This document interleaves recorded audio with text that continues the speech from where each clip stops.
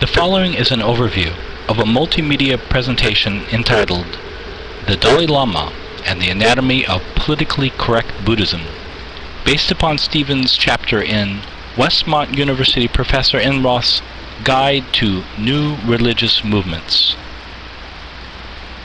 Trace the 14th Dalai Lama's reign of authority as the temporal and spiritual ruler of Tibet, and his escape in March 1959 under the cover of the CIA. Witness how, at the centennial of the World Parliament of Religions, the leader whom all eyes were focused upon was the 14th Dalai Lama, the God King of Tibet, who emerged as the pluralist Pope and darling of the media. His Holiness the Dalai Lama, the exiled Tibetan spiritual and temporal leader, winner of the Nobel Prize in 1989. Take a brief journey with the Tremondis, who originally were instrumental in securing invitations to Austria and Germany for the Dalai Lama, as they take their readers on a painful spiritual journey in their book The Shadow of the Dalai Lama, a journey that dismantles the West's idealized image of Tibet and takes off the pacifistic mask of the Dalai Lama, revealing a pantheon of warring deities and a skillful God King who still consults the demonic Nechung oracle in all his important state decisions.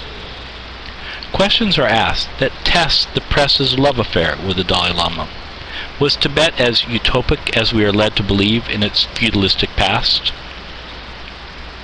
Discover a colony of Tibetan Lamas in Nazi Germany, and how Haushofer, more than any other advisor, challenged Hitler with the vision of world conquest grown from the soil of his studies of Buddhism.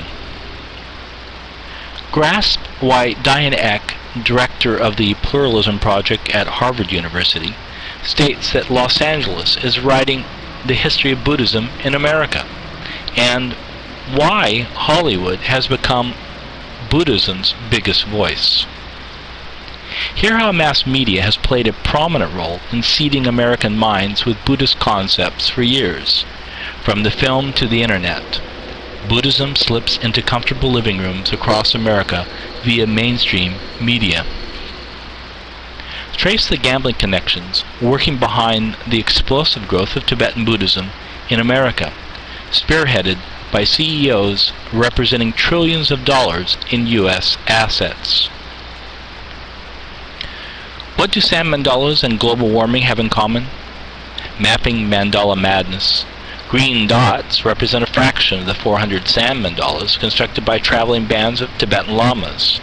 The red dots represent a global project initiated by Tibetan Buddhists in Bhutan, which have buried tantric bases in every state capital, every major river, lake, national park, sacred mountain peak, and sacred sites. The larger red dots represent the 60 museums who hosted Buddhist art exhibits organized under the Buddhism Project on the East Coast and the Awake Project on the West Coast. Is this more than culture? At the Los Angeles County Museum of Art, the Circle of Bliss, a major exhibit on Tibetan Buddhist meditational art, busloads of elementary school students from the greater Los Angeles region toured the exhibit. Plans are underway to utilize the art for introducing meditation based upon Buddhist art to elementary schools.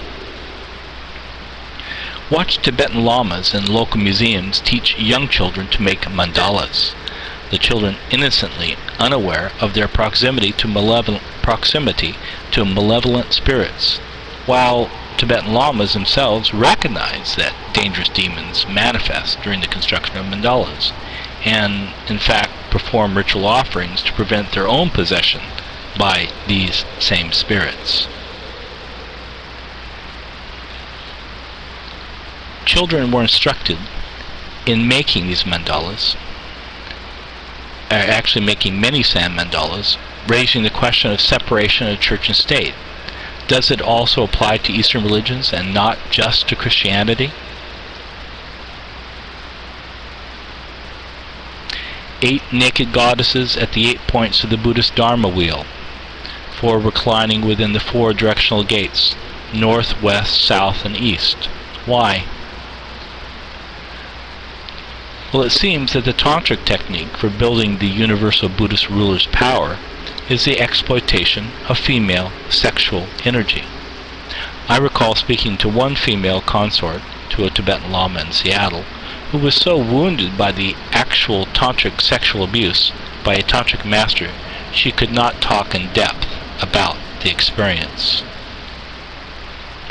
Dig into Buddhist writings and uncover the Dalai Lama's actual agenda, the establishment of Shambhala, a global Buddhist empire.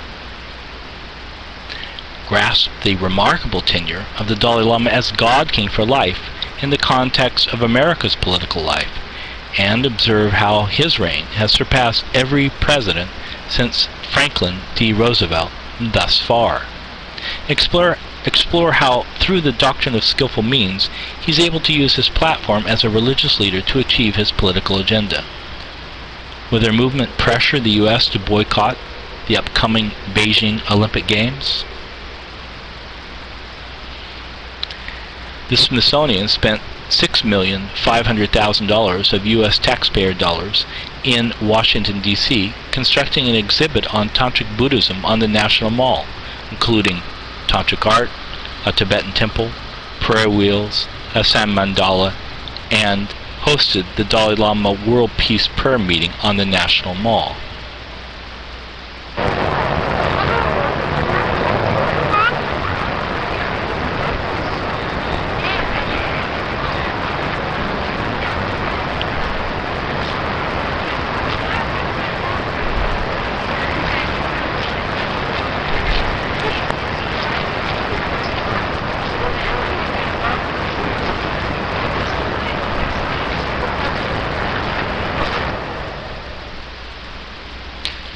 A majority of the members of the U.S. Congress are so enamored with his demeanor and message of peace that they voted to award him the highest civilian honor of the land, the Congressional Gold Medal, signed by the President and awarded in October 2007 in the National Rotunda.